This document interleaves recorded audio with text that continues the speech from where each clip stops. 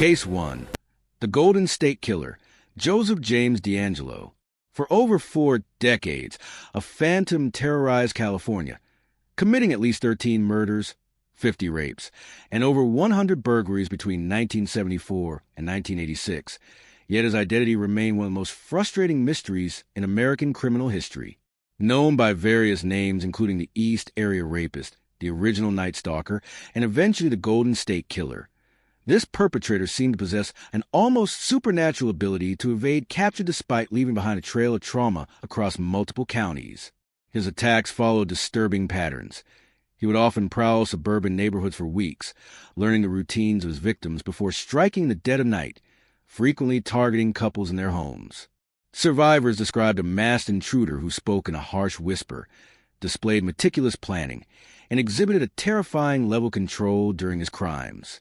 He would arrange dishes on the backs of male victims, threatening to kill everyone if he heard them fall, and he often spent hours in victims' homes, eating their food and ransacking their belongings with seemingly no fear of discovery. Law enforcement agencies across California worked tirelessly on the case, collecting evidence and creating composite sketches, but the perpetrator simply vanished after 1986, leaving investigators with hundreds of leads that went nowhere and families waiting for answers that seemed like they might never come. The case went cold not from lack of effort but from the limitations of 1980s forensic technology, as investigators had collected DNA evidence from crime scenes but lacked the databases and analytical tools to identify a suspect who had never been arrested for a violent crime. Decades passed with the Golden State Killer becoming something of a dark legend in California criminal lore, the subject of numerous books and documentaries, with some investigators spending their entire careers on the case before retiring without resolution. The breakthrough finally came in 2018 through an innovative investigative technique that would revolutionize cold case investigations worldwide. Investigators from various agencies, led by Paul Holes of the Contra Costa County District Attorney's Office, uploaded the killer's DNA profile to GeneMatch, a public genealogy database used by people researching their family trees. This genetic genealogy approach identified distant relatives of the suspect, allowing investigators to build family trees and narrow down potential candidates through a process that combined cutting-edge science with traditional detective work. The investigation eventually focused on Joseph James DeAngelo, a former police officer living in Sacramento County, whose career in law enforcement had ended in 1979 after he was caught shoplifting. On April 24, 2018, investigators conducting surveillance collected DNA from items DeAngelo had discarded, and laboratory analysis confirmed what seemed almost impossible. The 72-year-old retiree was a Golden State Killer. His arrest sent shockwaves through communities that had lived in fear decades earlier and brought an emotional reckoning for survivors and family members of victims who had waited 44 years for this moment. DeAngelo initially faced 12 counts of first-degree murder with special circumstances, though prosecutors acknowledged he was responsible for many more crimes outside the statute of limitations for prosecution. In June 2020, he pleaded guilty to 13 counts of murder and 13 counts of kidnapping in a deal that spared him the death penalty but ensured he would die in prison. The plea hearing was extraordinary, with dozens of victims and family members given the opportunity to address DeAngelo directly, their statements painting a devastating picture of lives forever altered by his crimes. Many described the hypervigilance that never left them, the relationships destroyed by trauma, the decades of nightmares and the cruel reality that while they had spent 40 years healing, their attacker had been living freely, raising a family and enjoying a normal life they had been denied.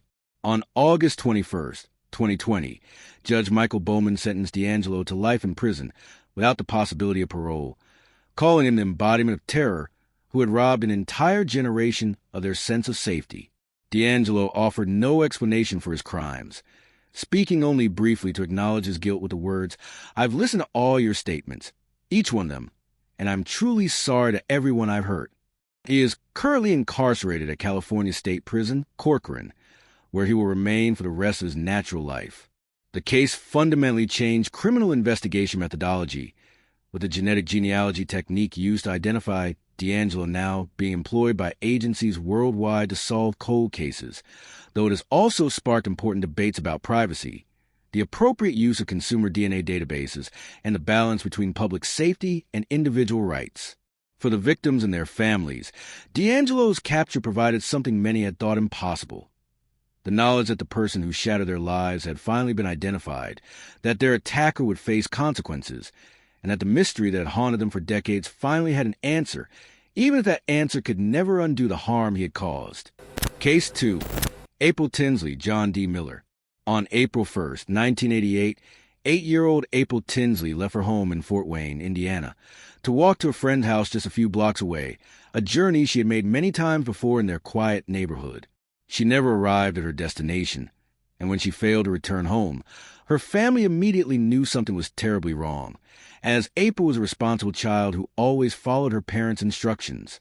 3 days later, her body was discovered in a ditch approximately 20 miles from Fort Wayne in DeKalb County, and the medical examiner determined she had been sexually assaulted and murdered, sending shockwaves through the community and launching one of the most extensive investigations in Indiana history.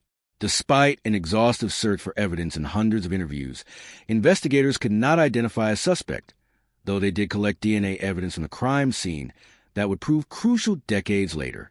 The case became even more disturbing in the years following April's death when her killer began taunting the community with messages.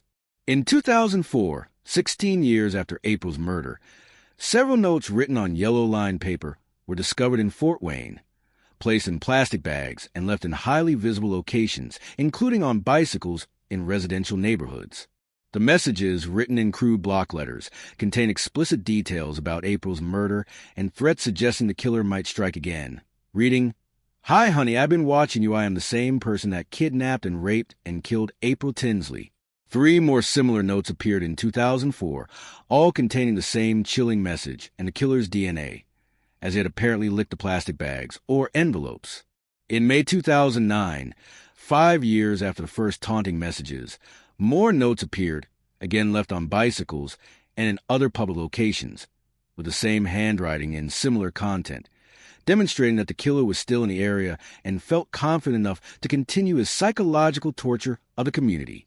Each appearance of these notes reignited public fear and frustration, as it seemed incomprehensible that someone could be bold enough to leave DNA evidence at multiple locations, yet still evade identification. Investigators worked tirelessly, re-examining evidence with each new advancement in forensic technology, interviewing hundreds of potential suspects, and maintaining a dedicated task force focused exclusively on solving April's case. The DNA profile from the crime scene was entered into CODIS, the FBI's combined DNA index system, but no matches were found, indicating the killer had never been arrested for a crime serious enough to require DNA collection. Decades passed with April's case file growing thicker, but the killer's identity remaining unknown, until 2018 when advances in genetic genealogy that had proven successful in other cold cases offered new hope. Investigators uploaded the suspect's DNA profile to GeneMatch and began the painstaking process of building family trees from distant relatives who matched the killer's genetic profile. This genealogical investigation eventually led them to John D. Miller, a 59-year-old man who worked as a production operator and lived in Fort Wayne, remarkably close to where April had been abducted 30 years earlier. On July 15, 2018, investigators obtained a search warrant for Miller's home and collected a sample from his trash for DNA comparison. The results came back as a match to the DNA from April's murder and from the taunting notes left over the years. Miller was arrested at his workplace on July 15, 2018, exactly 30 years, 3 months, and 14 days after April's murder, finally providing answers to a case that had haunted Fort Wayne for 3 decades. During police interviews, Miller initially denied involvement, but eventually confessed to kidnapping, raping, and killing April, though he provided few details about his motivations or why he had taunted the community for years afterward. He pleaded guilty to murder, child molesting, and criminal confinement as part of an agreement that spared him the death penalty. On July 19, 2018, just 4 days after his arrest, Miller was sentenced to 80 years in prison, the maximum sentence allowed under Indiana law at the time of April's murder. April's mother, Janet Tinsley, who had spent 30 years advocating for her daughter and keeping the case in the public eye, was present at the sentencing and told the court that while nothing could bring April back, knowing her killer had finally been identified and would die in prison provided a measure of peace.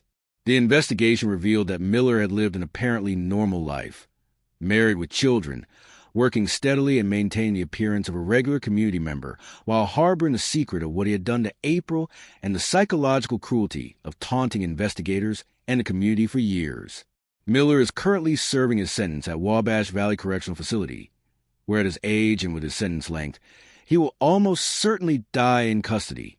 The case highlighted how genetic genealogy could succeed where traditional investigative methods had reached their limits, and it brought closure to a community that had lived with the fear and frustration of an unsolved child murder for 3 decades, proving that even when justice is delayed by years or decades, determined investigators and advancing technology can still find answers. Case 3. The Grim Sleeper, Lonnie David Franklin, Jr. Between 1985 and 2007, at least 10 women and 1 teenage girl were murdered in South Los Angeles, their bodies discovered in alleyways, dumpsters, and abandoned properties in predominantly African-American neighborhoods that investigators later realized had not received the urgent attention these serial killings deserved. The victims were primarily young black women, many of whom had been involved in prostitution or struggled with drug addiction, and their murders initially were not connected as the work of a single perpetrator. The killer earned the nickname Grim Sleeper because of an apparent 14-year gap in his known murders between 1988 and 2002, though investigators later theorized he may have continued killing during this period with victims who were never found or whose deaths were not connected to the series. The killer's modus operandi was chillingly consistent. He would approach women in his car, often offering them money or a ride, sexually assault them, shoot them with a .25 caliber handgun, and dispose of their bodies in public locations where they would be discovered relatively quickly. Several women survived encounters with the killer and provided descriptions of the suspect and his vehicle, a distinctive orange Ford Pinto, but these leads did not result in an identification during the 1980s, when the majority of attacks occurred. DNA evidence was collected from crime scenes and victims, establishing that the same person was responsible for multiple murders, but the profile did not match anyone in the criminal database. The case frustrated investigators for years, particularly because the pattern of victimization in a marginalized community led to accusations that law enforcement had not prioritized these murders with the same urgency they would have shown had the victims been white women from affluent neighborhoods. This criticism sparked important conversations about how society values different victims and the resources allocated to solving crimes based on the victim's race, economic status, and lifestyle. In 2008, the Los Angeles Police Department made a crucial decision that would eventually break the case. They began using familial DNA searching, a controversial technique that looks for partial DNA matches in criminal databases that might indicate a close relative of a suspect. This search identified a man in a California database whose DNA was similar enough to the Grim Sleeper's profile to suggest they were related, and further investigation revealed this individual was the son of Lonnie David Franklin, Jr., a 57-year-old sanitation worker who had lived in South Los Angeles throughout the period when the murders occurred. Detectives began surveilling Franklin, and in July 2010, an undercover officer attended a community event where Franklin was present and collected DNA from a partially eaten slice of pizza and a glass Franklin had used. Laboratory analysis confirmed that Franklin's DNA matched the evidence from the Grim Sleeper crime scenes, and on July 7, 2010, he was arrested at his home on 81st Street, the same neighborhood where many of his victims had been found. The investigation that followed his arrest revealed a horrifying collection of evidence. In Franklin's garage and home, detectives found hundreds of photographs and videotapes of women, many of whom appear to be unconscious or deceased, suggesting the actual number of his victims might be far higher than the murders to which he was definitively connected. Some of these women were identified and found to be alive, but others have never been identified, leaving investigators to wonder if additional victims remain undiscovered. Franklin's trial began in February 2016, nearly 6 years after his arrest, and prosecutors presented overwhelming DNA evidence linking him to 10 murders and 1 attempted murder. The prosecution argued that Franklin had targeted vulnerable women who he believed would not be missed, exploiting their circumstances and society's tendency to overlook crimes against marginalized individuals. Survivors testified about their terrifying encounters with Franklin, describing how he had shot them and left them for dead, and family members of the victims shared the pain of decades spent without answers, knowing their loved ones had been murdered but not knowing who was responsible or whether he would ever face justice. Franklin's defense attempted to challenge the DNA evidence and the familial DNA search technique used to identify him, but the scientific evidence was too strong to overcome. On May 5, 2016, the jury convicted Franklin on all 10 counts of first-degree murder and 1 count of attempted murder. The penalty phase of the trial included testimony from family members about the devastating impact these murders had on their lives and their communities, with many expressing both relief that the killer had been found and anger that it had taken so long. On August 10, 2016, the jury recommended the death penalty, and Judge Kathleen Kennedy sentenced Franklin to death for the murder of 9 women and 1 girl, with an additional life sentence for the attempted murder of another victim. Franklin maintained his innocence throughout the trial and appeals process, offering no explanation for the evidence found in his home or how his DNA came to be present at multiple crime scenes. He died on March 28, 2020, at the age of 67, while on death row at San Quentin State Prison, from COVID-19 complications, having never acknowledged his crimes or provided closure to families of other potential victims whose photographs were found in his possession but who have never been definitively connected to him. The grim Sleeper case exposed serious deficiencies in how crimes against marginalized women are investigated and prosecuted, led to reforms in how missing persons cases are handled in Los Angeles, and demonstrated both the power and the controversy of familial DNA searching as an investigative tool, sparking ongoing debates about the balance between solving serious crimes and protecting genetic privacy rights. Case 4. Michelle Welch and Jenny Bastian, Gary Charles Hartman, and Robert Washburn. The year 1986 brought unimaginable tragedy to Tacoma, Washington, when 2 young girls were murdered just 5 months apart in separate incidents that devastated the community and remained unsolved for more than 3 decades. On March 26, 1986, 12-year-old Michelle Welch rode her bike to Puget Park with her 2 younger sisters, a familiar destination where they often played. Michelle left her sisters at the park to walk home and make them lunch, telling them she would return shortly. But when she came back to the park around 1:30 p.m., she could not find them, and they could not find her. Her body was discovered later that evening in a makeshift fire pit in a heavily wooded area of the park, and investigators determined she had been sexually assaulted and killed, with evidence suggesting she had been abducted while returning to meet her sisters. The brutal murder of a child in broad daylight at a public park shocked Tacoma and launched an intensive investigation that collected DNA evidence from the crime scene but failed to identify a suspect despite extensive efforts. Just 5 months later, on August 4, 1986, 13-year-old Jenny Bastian left her home to go for a bike ride at Point Defiance Park, another popular recreation area in Tacoma, and like Michelle, she never came home. Her bike was found abandoned in the park, and despite massive search efforts involving hundreds of volunteers and law enforcement personnel, Jenny remained missing for weeks. Her body was finally discovered on August 28, 1986, in a heavily wooded area of the park, approximately 1 mile from where her bicycle had been found, and the medical examiner determined she had been sexually assaulted and strangled. The 2 murders, occurring so close together in time and sharing similarities in the age of the victims and the nature of crimes, created tremendous fear in Tacoma, with parents no longer feeling safe allowing their children to play in parks that had once been considered safe community spaces. Despite the collection of physical evidence from both crime scenes, including DNA samples, investigators could not identify suspects for either murder, and while the cases shared some similarities, they were eventually determined to have been committed by different perpetrators based on the DNA evidence and the specific details of each crime. The cases remained open with detectives periodically reviewing evidence as forensic technology advanced, but decades passed without significant breaks in either investigation, and the families of both girls endured years of uncertainty, grief, and the terrible burden of knowing their daughters' killers were living freely somewhere, possibly even still in the Tacoma area. The first breakthrough came in May 2018, when advances in genetic genealogy that had recently solved other high-profile cold cases were applied to Jenny Bastian's case. Investigators used DNA from a crime scene to build a family tree through public genealogy databases, eventually identifying Robert Washburn, a 60-year-old man who had been living in Illinois but had resided in Tacoma at the time of Jenny's murder. Detectives traveled to Illinois and collected a DNA sample from Washburn's garbage, and laboratory analysis confirmed he was the source of DNA found on Jenny's body and clothing.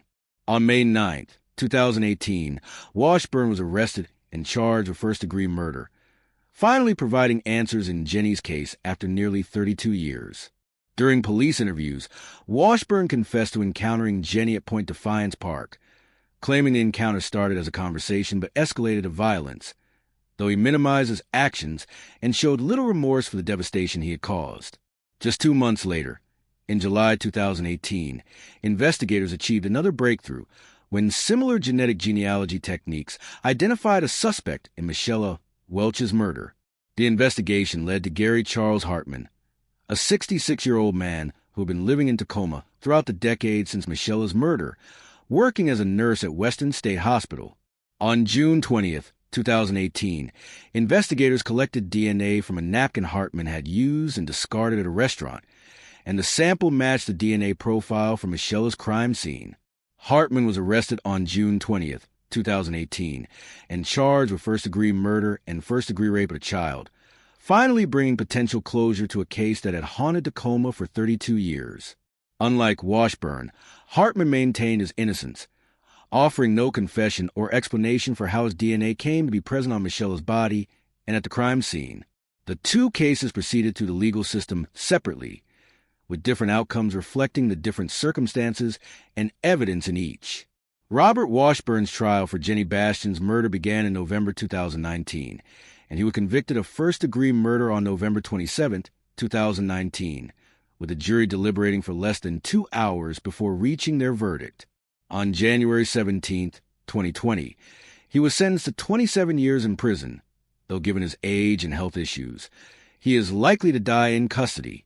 Jenny's mother, Patty Bastian, who had spent 3 decades advocating for her daughter and working to keep the case in the public eye, died in 2018, just months after Washburn's arrest, having finally learned who killed her daughter but not living to see him convicted. Gary Charles Hartman's trial for Michelle Welch's murder was delayed by various factors, including the COVID-19 pandemic, and it finally began in April 2022, 36 years after Michelle's death. The prosecution presented DNA evidence, testimony from witnesses who had seen Hartman in the area on the day of Michelle's murder, and expert analysis demonstrating that the probability of the DNA belonging to someone other than Hartman was astronomically small. Hartman's defense argued that the DNA evidence had been contaminated or mishandled over the decades, but the jury found this argument unpersuasive. On April 26, 2022, Hartman was convicted of first-degree murder and first-degree rape of a child, and on July 15, 2022, he was sentenced to just over 26 years in prison, with Judge Stanley Rumbaugh telling Hartman that his crimes had devastated not just Michelle's family, but the entire Tacoma community, and that he deserved to spend the rest of his life behind bars. Both men are currently incarcerated in Washington state prisons, and both will likely die in custody given their ages and sentence lengths. The resolution of these two cases brought a measure of closure to families who had spent more than 3 decades searching for answers, and it demonstrated the power of genetic genealogy to solve cold cases that traditional investigative methods could not crack, while also highlighting the importance of preserving evidence from crime scenes even when initial investigation efforts do not produce results, as that evidence may become valuable decades later when technology advances. Case 5. The Boy in the Box. The ongoing investigation. On February 25, 1957, a young man checking animal traps in a wooded area of Fox Chase, a neighborhood in northeast Philadelphia, discovered a cardboard box that had once contained a baby bassinet, and inside that box was a naked body of a boy between the age of 4 and 6 years old.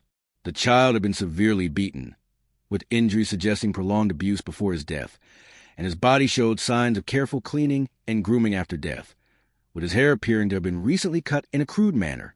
Despite the disturbing nature of the discovery and an immediate investigation, police could not identify the child or determine where he had come from, who had killed him, or why his body had been disposed of in such a callous manner in an area frequently used by hunters and locals. The case quickly became one of Philadelphia's most haunting mysteries, with the unidentified boy becoming known as the Boy in the Box or America's Unknown Child.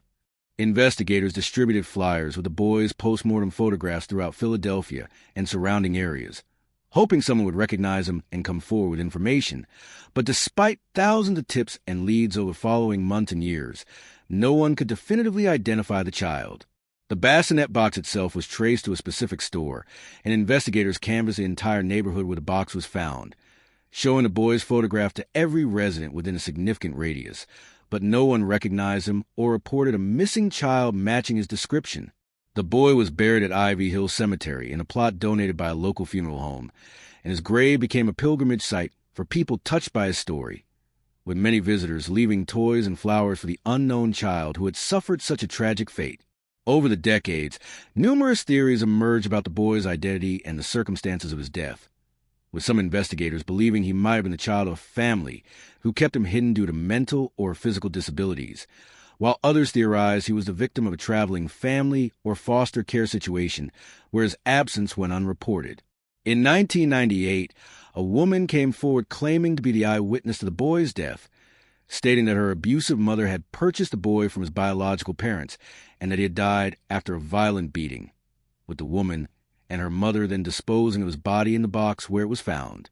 However, investigators could not verify many details of her account, and while her story was consistent with some known facts, other elements did not align with the evidence, leaving authorities uncertain about the credibility of her claims. The case remained frustratingly unsolved as decades turned into more than half a century, with generations of detectives working on it before retiring or passing away without seeing it resolved. In 2016, the Philadelphia Police Department and the National Center for Missing and Exploited Children partner with the Vidic Society, a group of forensic experts who work on cold cases, to apply modern technology to the decades-old evidence.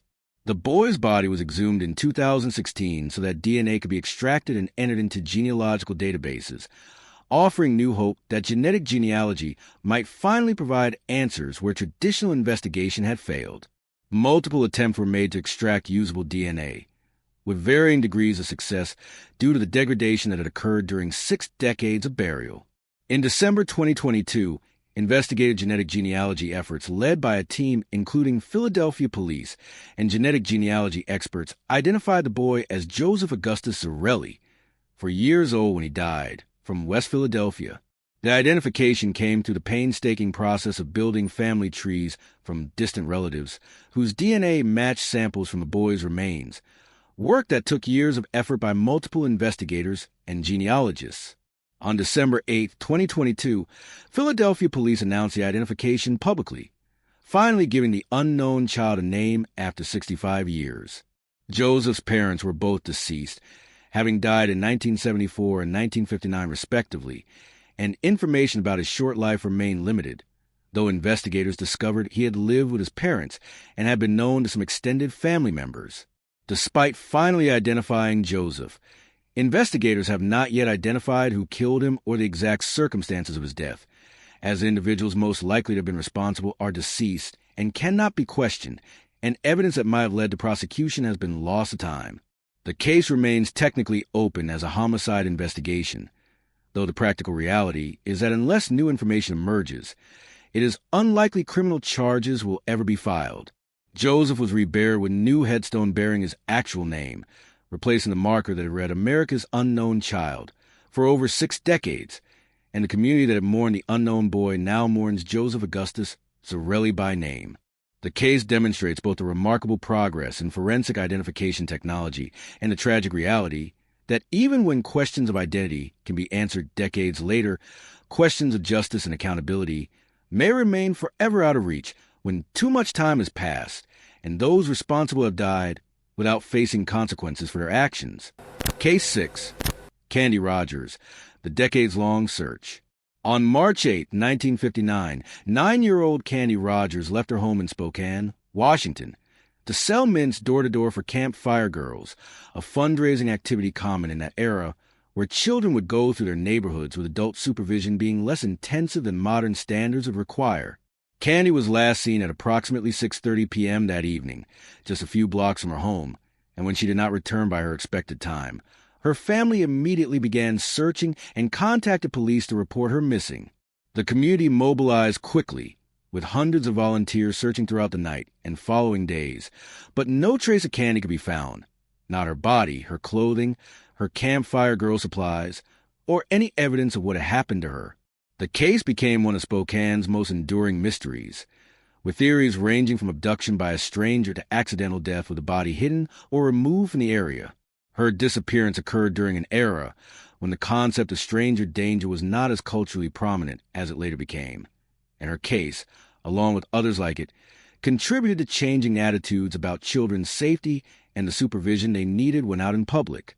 Without a body or crime scene, investigators had little physical evidence to work with, and despite extensive interviews with neighbors, potential witnesses, and known offenders in the area, no arrests were made, and the case gradually went cold. Though Spokane police never officially closed the investigation and periodically reviewed it when new information emerged or when advances in investigative techniques offered new possibilities. Candy's family never gave up hope of finding answers, with her siblings keeping her memory alive and maintaining contact with law enforcement about the case for decades. In March 2022, 63 years after Candy's disappearance, the Spokane Police Department announced a significant breakthrough. They had identified a suspect in her disappearance and probable murder through investigative genetic genealogy, though the suspect, John Ryhoff, had died in 1970, 11 years after Candy vanished. The investigation that led to this identification was complex and involved DNA evidence that had been collected decades earlier and preserved. According to investigators, in the weeks following Candy's disappearance, police had collected clothing and other items from Hoff, who was a person of interest at the time, and those items had been carefully preserved in the evidence system. When modern DNA extraction and analysis techniques became available, investigators were able to extract DNA from these items and compare to DNA found on evidence related to Candy's disappearance. The details of what specific evidence linked Hoff to Candy were not fully disclosed publicly, as the case involved a child victim and some information remained sealed, but authorities stated they were confident in their identification, and that genetic genealogy had played a crucial role in confirming Hoff's connection to the case. Investigators learned that Hoff, who was in his 30s at the time of Candy's disappearance, had lived in Spokane and had been interviewed during the initial investigation but had not been charged with any crime at that time. He moved away from Spokane in the 1960s and died in 1970 in Santee, California, taking whatever knowledge he had about Candy's fate to his grave. Despite the identification of suspect, critical questions remain unanswered. The location of Candy's remains has never been determined, and without a body or a living suspect to interrogate, investigators may never know exactly what happened to her or where she was taken after she disappeared. The announcement of Hoff as a suspected perpetrator brought a complex mix of emotions to Candy's surviving family members, some of whom had waited their entire lives for answers. Her sister, Nina Rogers, who was 12 years old when Candy disappeared and had spent more than 6 decades wondering what happened to her little sister, expressed both relief at finally having an answer about who was responsible and profound sadness that Candy could not be brought home for burial. The identification highlighted both the capabilities and limitations of modern forensic science. While DNA and genealogy can identify suspects decades after crimes were committed, when those suspects are deceased and physical evidence like remains are still missing, the sense of closure is incomplete. The Spokane Police Department continues to seek information about Candy's case, particularly hoping that someone might come forward with knowledge about the location of her remains. But as more time passes and more potential witnesses die, the likelihood of finding her body decreases. The case has prompted the Spokane Police Department to review other cold cases from similar time periods to determine if DNA or other forensic techniques might provide answers in cases that have been unsolved for half a century or more. For Candy's family and the Spokane community, the identification of Hoff as a suspected perpetrator has provided a measure of truth, even if complete justice and full closure remain impossible. Candy's case serves as a reminder that missing children cases can remain active for generations, that evidence preserved today might become invaluable decades in the future, and that families of victims often carry their grief and their need for answers throughout their entire lives, never fully healing until they know the truth about what happened to their loved ones. Case 7. Christy Myrick Raymond Rowe. On December 21st, 1992, 25-year-old Christy Myrick, a 6th grade teacher at Rohrerstown Elementary School in Lancaster County, Pennsylvania, failed to arrive at work, an unusual occurrence for the dedicated educator who was known for her reliability and enthusiasm for teaching. School administrators attempted to contact her throughout the morning, and when she did not respond to phone calls and did not appear at school by mid-morning, colleagues became worried and asked police to check on her welfare. Officers arrived at Christie's apartment in East Lampeter Township around noon and made a devastating discovery. Christie had been beaten, sexually assaulted, and strangled to death in her own home, apparently attacked as she was preparing to leave for work that morning. The brutality of the crime shocked the close-knit community, and investigators immediately launched an intensive investigation, collecting physical evidence from the crime scene, including DNA from the perpetrator. Despite the DNA evidence and an exhaustive investigation that included interviewing hundreds of potential suspects, testing dozens of individuals who had any connection to Christie or who had been in the area at the time, and following thousands of leads over the following months and years, investigators could not identify the killer. The DNA profile did not match anyone in the criminal database, suggesting the perpetrator either had no previous criminal record or had never been arrested for a crime serious enough to require DNA collection. Christie's murder became one of Lancaster County's most frustrating cold cases, with detectives never giving up but also making no significant progress despite their continued efforts. The case file grew thick with interview notes, forensic reports, and dead-end leads, and while investigators periodically reviewed the evidence as new forensic techniques became available, the killer's identity remained unknown for more than 25 years. In 2018, advances in genetic genealogy that had proven successful in other high-profile cases offered new hope for solving Christie's murder. Investigators partnered with Parabon Nanolabs, a company specializing in DNA phenotyping and genetic genealogy, to upload the suspect's DNA profile to public genealogy databases. The subsequent investigation required months of painstaking work building family trees and narrowing down potential suspects from thousands of distant relatives who showed some genetic connection to the killer's DNA. The investigation eventually focused on Raymond Rowe, a 49-year-old disc jockey who worked for local radio stations and performed at weddings and other events under the stage name DJ Freeze. Rowe had lived in the Lancaster area in 1992 when Christie was murdered, and while he had been interviewed as part of the initial investigation because he had been working at a tanning salon near Christie's apartment complex, he had never emerged as a primary suspect and had never been asked to provide DNA. On June 23, 2018, investigators obtained a search warrant for Rowe's DNA and collected a sample, which came back as a match to the DNA from Christie's murder scene. On June 25, 2018, Rowe was arrested at an elementary school where he was performing as a DJ for a student event, the same kind of elementary school environment where Christie had worked and which she would never return to after the morning she was killed. The arrest sent shockwaves through Lancaster County, as Rowe was a well-known public figure who had been a visible presence in the community for decades, performing at countless events and maintaining an active social media presence that portrayed him as a friendly, outgoing entertainer who loved working with children and families. During police interrogation, Rowe initially denied involvement in Christie's murder, but when confronted with the DNA evidence, he eventually confessed, providing details about the crime that had not been publicly released and that only the killer would know. He told investigators that he had been driving through Christie's apartment complex on the morning of December 21, 1992, saw her through a window, and decided to force his way into her home to assault her. The randomness of the crime made it particularly chilling, as Christie had no connection to Rowe and had simply been in the wrong place at the wrong time, selected as a victim by someone who happened to drive past her apartment that morning. Rowe's confession revealed that he had lived with the knowledge of what he'd done for 26 years, continuing his normal life, building career, getting married, and having children, all while Christie's family and the community struggled with the unanswered questions about her death. On September 24th, 2018, Rowe pleaded guilty to first-degree murder, rape, and burglary, sparing Christie's family the ordeal at trial and avoiding the possibility of the death penalty.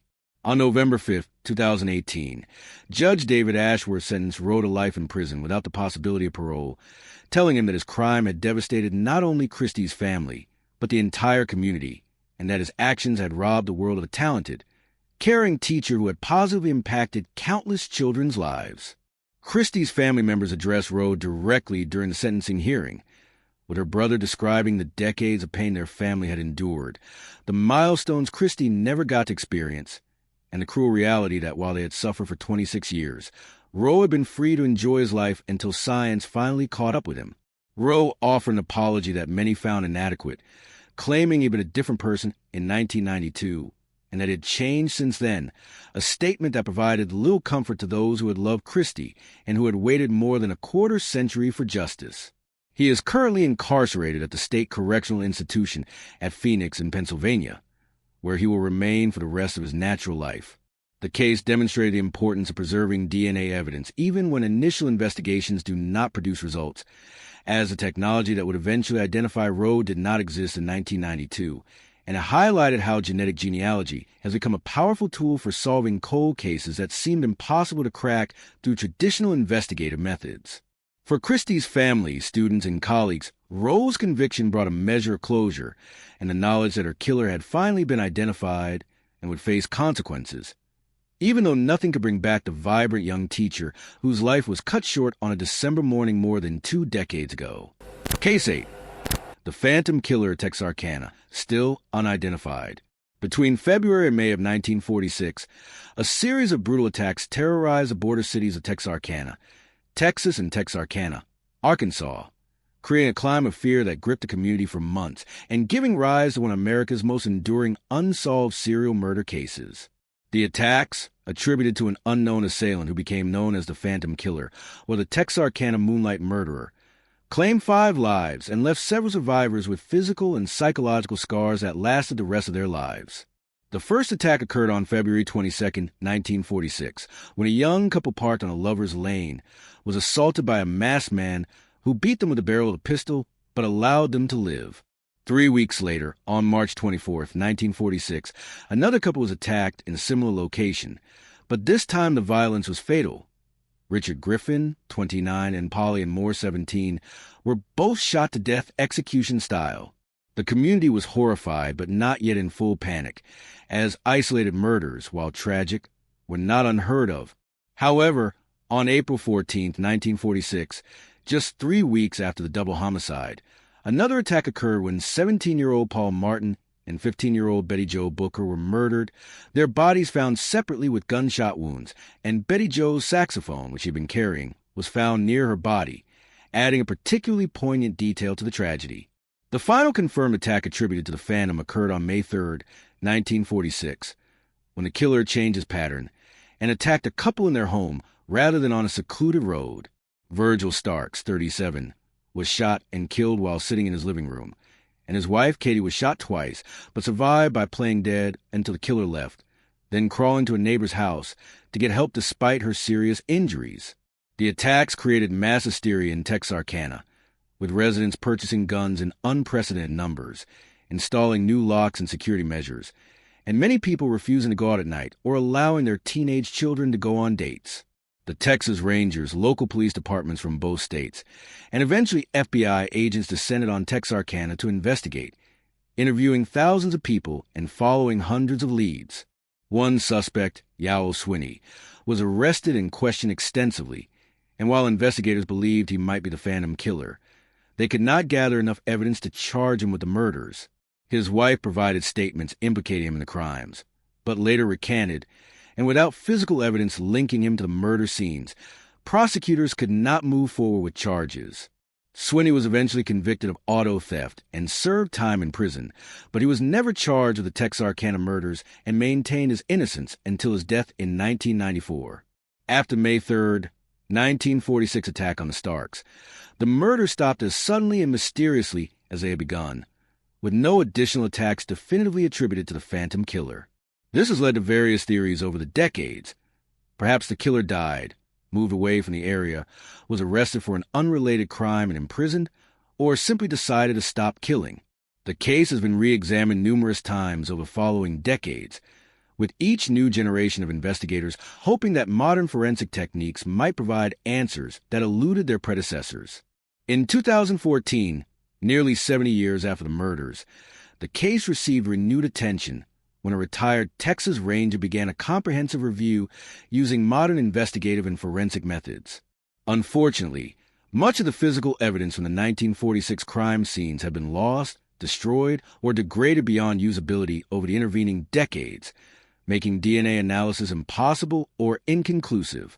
Some bullets and other evidence remained, but without biological material that could be tested for DNA, genetic genealogy techniques that had proven successful in other cold cases could not be applied to the Texarkana murders.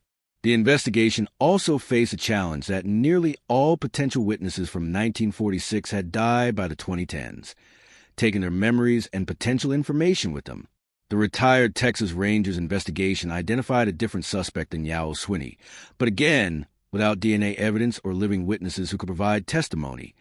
The identification remained circumstantial and could not lead to any legal resolution. The case remains officially unsolved, and at this point, with more than 75 years having passed since the murders, it is extraordinarily unlikely that it will ever be definitively solved unless entirely unexpected evidence emerges. The individuals most likely to have been the Phantom Killer would now be over 100 years old if still alive, or more probably are long deceased, meaning that even if a definitive identification were made, criminal prosecution would be impossible. The Texarkana murders have become part of American true crime folklore, inspiring books, documentaries, and even a 1976 film called The Town That Dreaded Sundown, which dramatized the events and introduced the case to audiences nationwide. The case serves as a sobering reminder that not all mysteries get solved, no matter how much time passes or how much technology advances, particularly when critical evidence is not preserved or when too many years elapse before modern techniques become available. For the families of the victims, the lack of resolution has meant living with uncertainty for generations, never knowing for certain who was responsible for the deaths of their loved ones, though many have found ways to make peace with the reality that definitive answers may never come. The Phantom Killer case also represents an important historical marker in the evolution of American law enforcement, occurring at a time when forensic science was in its infancy, when different jurisdictions struggled to coordinate investigations effectively, and when the tools and techniques that modern investigators take for granted simply did not exist. The case continues to fascinate researchers, amateur sleuths, and true crime enthusiasts who periodically propose new theories or identify new suspects, but without hard evidence that can be scientifically verified. These theories remain speculation rather than solution. The Texarkana murders stand as a testament to both how far criminal investigation has come since 1946 and to the reality that some cases, through a combination of lost evidence, deceased suspects and witnesses, and the limitations of historical investigation, will remain forever unsolved mysteries.